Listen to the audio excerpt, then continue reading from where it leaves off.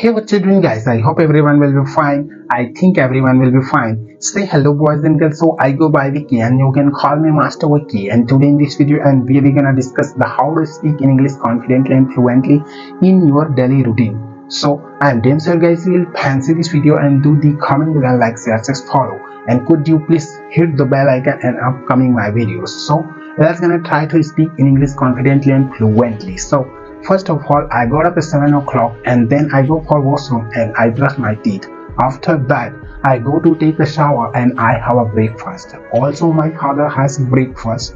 Then we go to the office and work. Additionally, I make a call my girlfriend a little time. So what are you doing, my baby?